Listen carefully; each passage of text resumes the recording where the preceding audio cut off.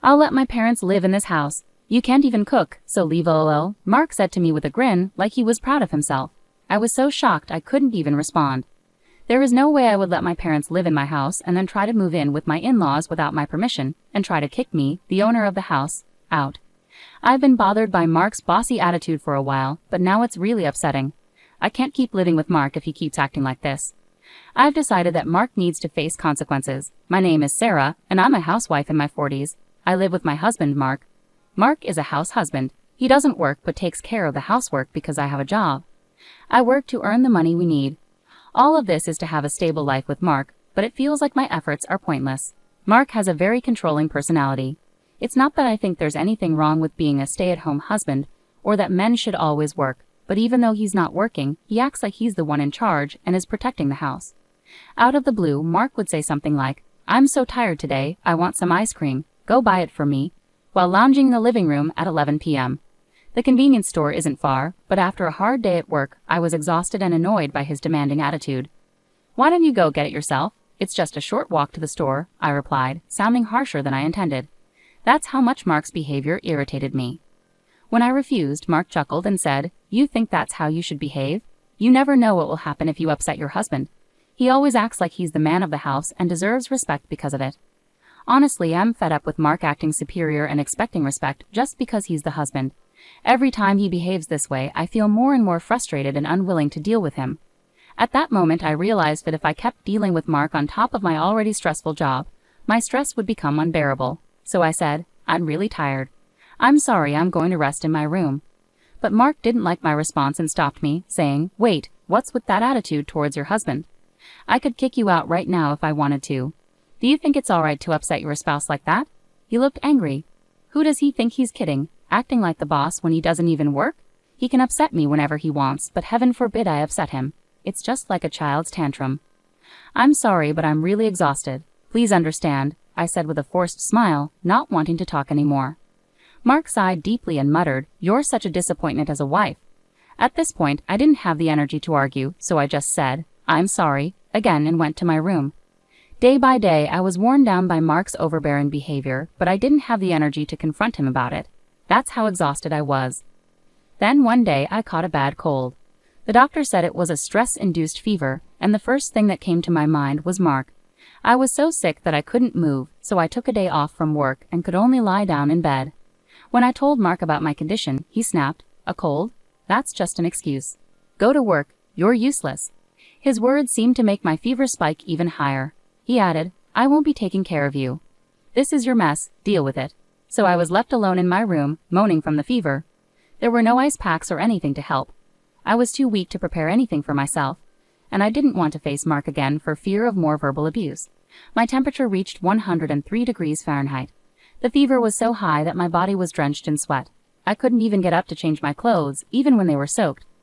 I thought, how much easier would it be if I could just pass away with these thoughts? I endured a painful night alone. Maybe it was the fever, but I couldn't sleep at all. Even when the sun set and it was time to see the night sky, feelings of loneliness and doubt overwhelmed me, and it was unbearable. I really wanted Mark to help, not necessarily to bring down my fever, but just to get me an ice pack, bring a cold compress, and say, "Are you okay?" But that was just a fantasy. The words I actually received tore at my heart, leading to new anxieties that tormented me. Why must I be the only one to feel this way? What did I do wrong? Why can't things go well with Mark? Once these thoughts started, I couldn't stop the tears. It was just so painful. After about 3 days of rest, my fever finally subsided, and I was able to return to work. My colleagues and bosses were concerned, asking, "Are you sure you're all right?" But my health was improving, and more than anything, I had to support the household. When I mentioned that I couldn't afford to take more time off, they seemed even more worried. Their kindness, which was so much more than the attitude I received from Mark, brought tears to my eyes. I guess my emotional breaking point was close. A voice inside me was screaming that I couldn't deal with Mark any longer. I was ignoring that, pushing myself too hard. This way of life wouldn't last forever. Someday I'd reach my limit and wouldn't be able to get back up. Deep down I knew that, but I didn't have the presence of mind to deal with the situation before reaching my limit. By this time my affection for Mark had already faded, but I didn't have the energy to start planning to live separately. How could I clear these feelings? With these worries I worked hard every day, came home exhausted, and dealt with Mark's whims. This was my daily life. One day while I was relaxing in my room, Mark called out, "I have something important to discuss. Come here." It had been a long time since we had a serious talk. Usually, Mark wouldn't inform me about various things and would make significant decisions on his own. So with a sinking feeling, I wondered what this was about. As I sat down for the discussion, Mark, with an excitement I'd never seen before, said, "I'll let my parents live in this house. You can't even cook, so leave." Oh. The first word that slipped out was, "What?" "You need to leave because you're living with my in-laws," he continued. I couldn't accept the reality of Mark's utterly selfish remarks, but he continued pushing forward with the conversation. He wanted to change the ownership of the house so it belonged to him and his parents. He planned to divorce me and start a new family, stating that his decision was final, and my opinions wouldn't change it. I felt overwhelmed by decisions made without any regard for my feelings. My parents were thrilled when I suggested they move in with us. They've missed me, and I need to take care of them as the head of the household. Mark, full of himself with his man-of-the-house mentality, only thought about his own needs. I knew I couldn't go on with Mark any longer. My heart told me it was impossible. Ignoring my feelings, Mark chuckled. "You love me so much, don't you? I know this is shocking coming from a husband you love so dearly, but I'm sorry. I just want to take care of my family. Please understand," Mark said in a tone that felt like a rebuke. But I wanted to respond, "That's not true at all." I had no affection left for Mark. What remained was disbelief at his selfish actions and regret for not ending things sooner. Why hadn't I left him earlier? If I had, Mark wouldn't have taken advantage of me so much or been so selfish and arrogant. I even despised my past self for being too weak to let him go. Seeing my distress, Mark seemed to misunderstand, thinking I still loved him and didn't want a divorce. But that couldn't be further from the truth. My feelings for Mark had faded long ago. All that was left was disgust for a man who thought I still cared despite everything. To make myself clear, I spoke up. "Fine then, I'll leave." At those words, Mark exclaimed, "What?" Clearly, he hadn't expected me to agree to a divorce and leave so readily. He needed to realize that the old me, who used to bail him out, was gone for good. From now on, whatever happens to Mark, I won't be there to help him because we won't be a couple anymore. Seeing my determination, Mark looked shocked and frozen in place. I seized the moment to head to my room and pack the essentials. I couldn't take larger items today, so I'd have to arrange for movers later. As I prepared to leave, Mark hurried over and asked, "Are you sure about this? If we divorce, we'll be strangers." I smiled and replied, "I've already fallen out of love with you. Letting go feels like a weight lifted off my shoulders." Hearing this, Mark stood there looking lost. I nodded, said, "Thanks for everything," and walked out of the house. Mark had a worried look on his face. After I returned to my parents' place and explained everything, they were furious with Mark's behavior at first, but calmed down once they knew I had a plan. I started recovering at my parents' home while sorting out various matters, starting with the divorce. After sending the divorce papers, I received a message from Mark. "Are you sure about this? I don't know if it's really a good thing, but I don't have any feelings for you anymore. If we've gone this far and he says there's no divorce, that would be a problem. I feel so much better now that you're gone, so fill out the divorce papers quickly." When I replied, there was no response. A few days later, I received completed divorce papers from Mark, with his sections already filled out. I promptly completed my parts and submitted them to the county office on the same day. Now Mark and I are officially divorced. I no longer have to support the household as Mark's wife. During the divorce, we divided our assets. Mark got the house as he had originally insisted on it, so I transferred ownership to him and decided to move on. The house was never really comfortable for me anyway. It had been more of a burden. Instead, I decided to seek alimony from Mark. His parents covered it since he wasn't working, but now he's actively job hunting, likely planning to repay them once he finds a decent job. However, reality doesn't always follow plans. A month passed after the divorce was finalized, and I moved out of my parents' home into a new place, enjoying a peaceful life. Then I received a call from Mark. Honestly, I found it annoying. I immediately guessed why he was calling, but ignoring him might lead to more complications. So, knowing I'd have to talk to him sooner or later, I decided to address it now for the sake of my own future. "Hello, what do you want after all this time?" I was completely fed up with dealing with Mark. I wanted him to get to the point quickly. Reluctantly, I answered the phone, and he pleaded, "Please help me." His desperate tone made me chuckle. I knew Mark was in a tough spot, but I hadn't expected it to be this bad. "Well, what's going on? You need to tell me the whole story," I replied, half amused. I had a feeling about why Mark was in trouble, but I wanted him to explain it himself. When I pressed him, Mark started explaining hesitantly, stumbling over his words. He had taken over the house after our divorce and managed fine for a month. But now he had a rent payment due. Being unemployed, he couldn't cover it himself, so he asked my former parents-in-law, who were on a pension, to help out. However, the bill was much higher than they expected, around $1,800.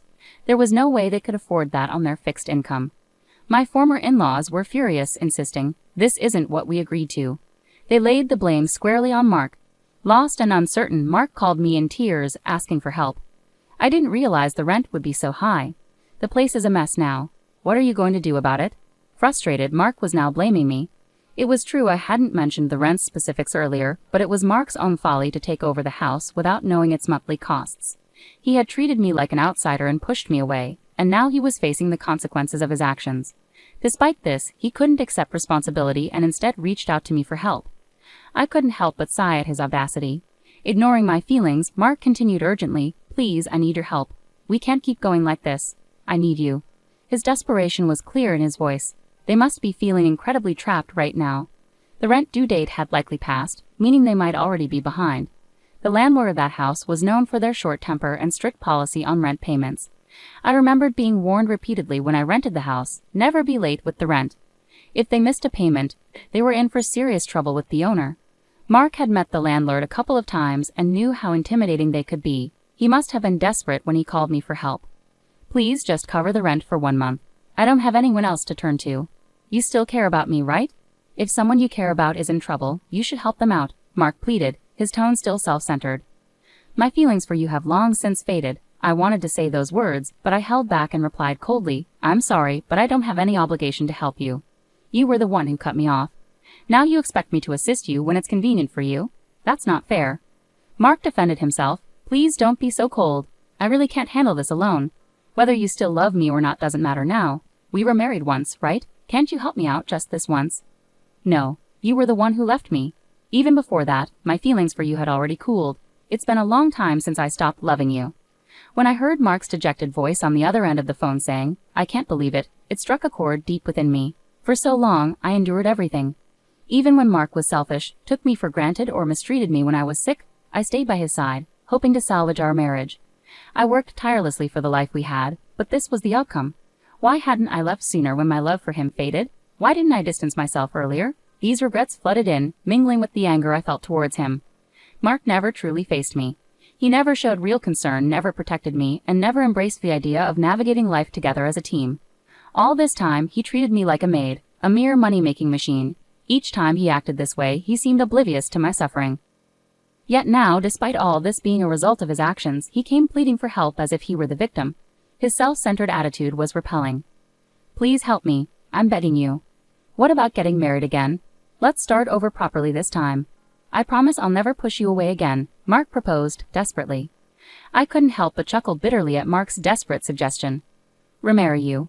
Are you kidding me? All of this is the result of your own actions. I've been trying to work things out in my own way for a long, long time. I kept hoping you would face reality. And now you want me to start over with you, pretending none of that ever happened? Do you expect me to go back to those miserable days? That's never going to happen. I refuse to return to that life, no matter what." I became so emotional that tears started flowing. I couldn't tell if they were from anger or sadness. Mark remained silent in response to my words. Unable to continue the conversation any longer, I simply said, "Goodbye," and hung up. Mark didn't call back, and wanting to avoid hearing his voice ever again, I blocked his number. Later I heard from mutual friends that Mark and his family were evicted from their home. Mark attempted to persuade my former in-laws to cover his rent, but they were furious, refusing his request and upsetting the landlord in the process. Left with no choice, they had to leave. Mark hasn't had much success finding a full-time job and is now working part-time to get by. Because they had to sell their house, my former in-laws are now squeezed into a rundown apartment, all 3 of them together. Meanwhile, I've been deeply focused on my work, and my boss has even discussed a promotion with me. There's a possibility I might become the first female manager in our company, and I've been receiving admiration from both colleagues and juniors. Sometimes friends inquire, "Aren't you thinking about getting married?" Honestly, after my past experiences, I have a rather negative view of marriage. The idea of dating or marrying again doesn't appeal to me right now. But life is long and there's no rush. Many people in this generation live their entire lives happily unmarried. What matters most to me is living a life without regrets and staying true to myself. With that in mind, I want to continue navigating life at my own pace.